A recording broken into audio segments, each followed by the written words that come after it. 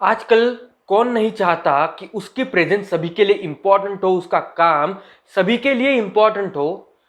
Even वो जो कर रहा है उसको लोग प्रेज करे, उसको इम्पोर्टेंस दे, उससे बात करे, उसकी वाहवाही करे। ये हर लोग चाहते हैं, हर व्यक्ति यह चाहता है।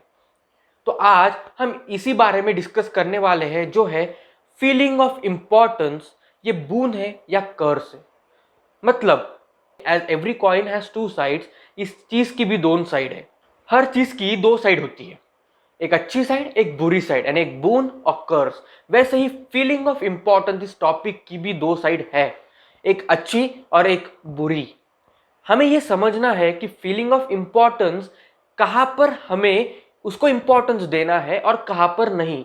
क्योंकि अगर हम ये नहीं समझ पाए तो कभी भी अगर हमें कोई इंपॉर्टेंस कहीं पे नहीं मिला तो हम इंसेन हो सकते हैं, पागल हो सकते हैं, और वो पागलपन कुछ भी करवा सकता है। इसीलिए आज हम इस वीडियो में इसी टॉपिक के बारे में थोड़ी डिटेल चर्चा, थोड़ी डिटेल डिस्कशन करेंगे। जो इम्पोर्टेंस है, फीलिंग ऑफ इम्पोर्टेंस जो है, वो एक नेचुरल टेंडेंसी है, नेचुरल फीलिंग है, जो कि एक इनर फीलिंग है, अंदर से आती है। उसे हम कुछ ऐसा डेवलप नहीं करते। हाँ, हमारा प्राउड, हमारा ईगो उसे इनडायरेक्टली डेवलपमेंट में हेल्प जरूर करता है, लेकिन वो सेकेंडरी पार्ट है। सबसे पहला और प्राइमरी पार्ट यही है कि वो इंटरनल नेचुरल टेंडेंसी है, जो हर व्यक्ति को, हर पर्सन को समझता है, लगती है, और हर पर्सन उसके बारे में, यानी अपना इंपॉर्टेंस हर पर्सन चाहता है। इस वीडियो में हम यही जानेंगे कि फीलिंग ऑफ इंपॉर्टेंस के क्या एडवांटेज है और क्या डिसएडवांटेज है, जो कि हमें हेल्प करेंगे हमारे फ्यूचर लाइफ में और डील करने में लोगों को।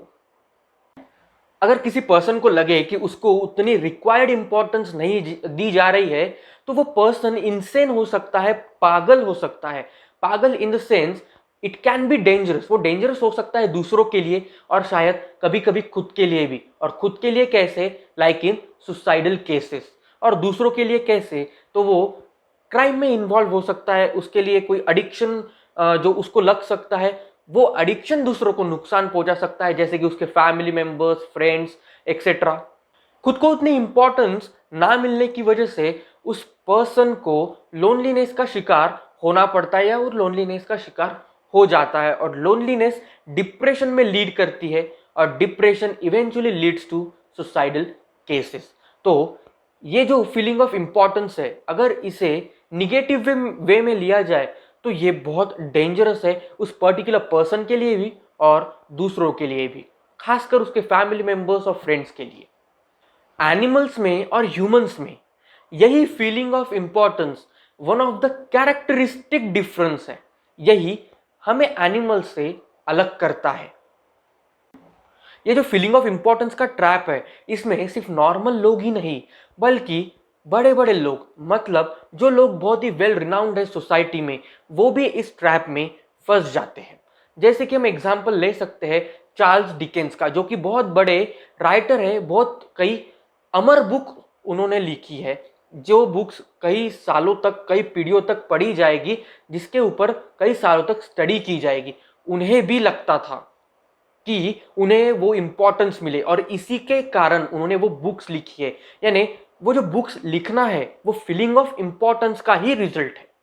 और यही फीलिंग ऑफ इंपॉर्टेंस आपके टाउन में, आपके शहर में जो लोग बहुत अमीर है, उनको ऐसा घर बनाने में मजबूर करते हैं कि जो उनके रिक्वायरमेंट से कहीं ज्यादा है।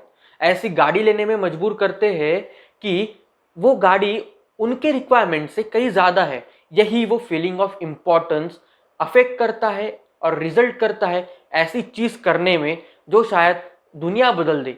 ये जो फीलिंग ऑफ इंपॉर्टेंस है, इसे क्राइम रेट में इंक्रीज के लिए भी माना जाता है। क्यों? क्योंकि कुछ लोग इतने गर्व होते हैं, कुछ क्रिमिनल्स को उनके ऊपर बहुत गर्व होता है, और वो अच्छा लगता है उन्हें जब वो ये सब काम करते हैं। एक ऐसे डिलिंजर नाम का एक बैंक रॉबर और बहुत ही पहुंचा हुआ सीरियल किलर था अमेरिका में, जो एफबीआई को चकमा देके बार बार भाग रहा था, और एफबीआई अमेरिका की सबसे बड़ी पुलिस एजेंसी उसके पीछे थी। तो उन्होंने क्या किया, वो सीधा माइनस उठा के एक फार्म हाउस में गया जहां बहुत सारे लोग थे, और उसने वहां कहा कि I am the Dillinger, I am the Dillinger. क्यों? वो बहुत प्राउड फील करता था कि मैं पब्लिक एनिमी हूं और लोग तो भी मेरी बात करते हैं। यहीं पर फीलिंग ऑफ इंपॉर्टेंस एक्ट होने आया, मतलब उसे उस बात का भी गर्व था जिस बात का गर्व नहीं होना चाहिए था। कई सारे फेमस पीपल भी यही चाहते थे और उनको इंपॉर्टेंस खुद के लिए अक्वायर करना एक जुनून बन गया था, एक पॉसिबिलिटी बन गई थी खुद को आगे बढ़ाने के लिए। जैसे कि अमेरिका के सबसे पहले प्रेसिडेंट जॉर्ज वॉशिंगटन, वो चाहते थे कि लोग उन्हें क्या बुलाए, वो चाहते थे कि लोग उन्हें his mightiness the president of United states of America बुलाए। यानी वो फिर एक इंपॉर्टेंस की फीलिंग को इंटेंसिफाई करता है, ग्रो करता है। ऐसे ही कोलंबस भी यही चाहता था कि उन्हें लोग viceroy of India and the king of the ocean और the admiral of the ocean कहे। क्यों? क्योंकि उन्होंने ओशन डिस्कवर किया था। तो यही फीलिंग ऑफ इंपॉर्टेंस यहाँ पे भी एक्ट हुई है। इनके नाम दुनिया की हिस्ट्री में गोल्डन वर्ड से लिखे गए हैं, फिर भी यह इंपॉर्टेंस, फीलिंग ऑफ इंपॉर्टेंस के भूखे हैं। यानी जितनी आपको इंपॉर्टेंस मिलती है आप उतने हंग्री होते जाते हैं। आप पे डिपेंड करता है कि वो फीलिंग ऑफ इंपॉर्टेंस आपको इंप्रूव करता है या डिटेरियोरेट करता है। अगर आप क्रिमिनल बन गए, किसी एडिक्शन में फंस गए, तो उसने यानी फीलिंग ऑफ इंपॉर्टेंस ने आपको डिटेरियोरेट किया, फीलिंग ऑफ इंपॉर्टेंस ने आपको डिटेरियोरेट किया और आप के लिए वो कर्ज साबित हुआ, एक शाप साबित हुआ, अभिशाप साबित हुआ। हम पॉजिटिव वे में सोच सकते हैं कि लोग हमें इंपॉर्टेंस कब देंगे, जब हमारे में ये इंप्रूवमेंट हो, जब हम ऐसा करें, जब हम कहीं पे एक्सेल हो या कुछ ऐसा करें जो आज तक इस दुनिया में किसी ने नहीं किया। तो ये इंप्रूवमेंट के लिए है। मतलब यहाँ पे जो फीलिंग ऑफ इंपॉर्टेंस है ये बून साबित हुआ, फायदा साबित हुआ। जो कि मैंने पहले एग्जांपल दिया, क्राइम में जो इन्वॉल्व हुए, जो एडिक्शन में इन्वॉल्व हुए, उनके लिए ये अभिशाप साबित हुआ। इसीलिए ये हमारे ऊपर डिपेंड करता है कि फीलिंग ऑफ इंपॉर्टेंस को हम कैसे ले रहे हैं, बून ले रहे हैं या कर्स ले रहे हैं।